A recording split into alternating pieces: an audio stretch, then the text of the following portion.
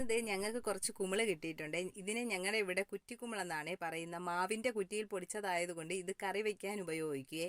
അപ്പോൾ മാവിൻ്റെ കുറ്റി എന്ന് പറയുമ്പോൾ പുട്ട വയ്ക്കുന്ന മാവിലല്ല, മാങ്ങ കായ്ക്കുന്ന മാവിൻ്റെ കുറ്റിയിലാണ്. അങ്ങനെ ഇത് കൊണ്ട് ഞാനിന്നൊരു തോരൻ വെക്കാൻ പോവുകയാണ്. അങ്ങനെ ഇതേ അതിനെ നല്ല വൃത്തിക്ക് കഴുകി അറഞ്ചം പുറഞ്ഞ് അരിഞ്ഞ് റെഡിയാക്കി എടുത്തിട്ടുണ്ട്. ഇതിൽ ചേർക്കുന്നതിനാവശ്യമായിട്ട് കുറച്ച് കൊച്ചുള്ളിയും ഒരു സവാളയും എടുത്തിട്ടുണ്ട്. പിന്നെ അല്പം വെളുത്തുള്ളിയും ഇഞ്ചിയും എടുത്തിട്ടുണ്ട്. പിന്നെ അരപ്പിന് ആവശ്യമായിട്ടുള്ള തേങ്ങയും അല്പം മഞ്ഞപ്പൊടിയും ആവശ്യത്തിന് മുളക് പൊടിയും ഇട്ട് ഞാൻ കൈകൊണ്ടാണ് ഞവടി എടുക്കുന്നത്. മിക്സിയിൽ അരച്ചെടുത്താൽ അത് ഒരുപാട് അരഞ്ഞു പോകുന്നത് എനിക്കത്ര വലിയ ഇഷ്ടമല്ല. അതുകൊണ്ടാണ് ഞാൻ കൈകൊണ്ട് ഞവടി നല്ലതുപോലെ മിക്സാക്കി എടുക്കുന്നത്. വിറകടുപ്പിൽ മീൻകറി ഇരിക്കുന്നത് കൊണ്ട് ഇന്ന് ഞാൻ ഇത് ഗ്യാസിലാണ് വെക്കാൻ പോകുന്നത്. അങ്ങനെ ഇതേ ഒരു പാത്രം എടുത്ത് അതിലേക്ക് അരിഞ്ഞു വെച്ച കുമിളും ഇട്ട് ഉള്ളിയും അരിഞ്ഞതും ഇട്ട് ഇഞ്ചിയും വെളുത്തുള്ളിയും ചതച്ചതും ഇട്ട് അല്പം മഞ്ഞപ്പൊടിയും ആവശ്യത്തിന് ഉപ്പും ഇട്ട് ഒരു അര ഗ്ലാസ് വെള്ളവും ഒഴിച്ച് നല്ലതുപോലെ ഇളക്കി യോജിപ്പിച്ച് അടച്ച് വേവാനായിട്ട് അടച്ചു വെക്കുക. ചെറിയ തീയിലിരുന്ന് വേവട്ടെ കേട്ടോ. അപ്പോഴത്തേക്ക് എനിക്ക് വെളിയിൽ കുറച്ച് പണിയുണ്ട്.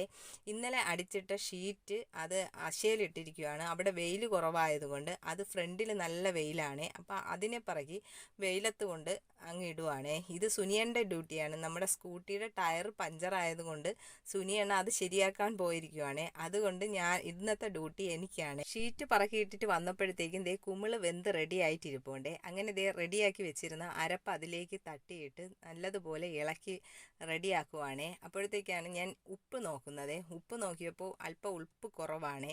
കാരണം നമ്മൾ കുമിളിന് മാത്രമേ ഞാൻ ഉപ്പിട്ടിട്ടുള്ളായിരുന്നു. അപ്പോൾ തേങ്ങയും കൂടെ ഇട്ടപ്പോൾ ഉപ്പ് കുറവായിട്ട് തോന്നി. അങ്ങനെ ഞാൻ ഒരല്പം ഉപ്പും കൂടെ ഇട്ട് നല്ലതുപോലെ ഇത് ഇളക്കി യോജിപ്പിച്ച് ഇനി കുറച്ച് നേരം അത് ചെറിയ തീയിൽ തന്നെ ഒന്ന് അടച്ചു വയ്ക്കുക. എൻ്റെ മെയിൻ ഐറ്റമായ കരിവേപ്പില ഞാൻ ഇട്ടിട്ടുണ്ട്. ഞാൻ പറയാൻ വിട്ടുപോയതാണ് കേട്ടോ.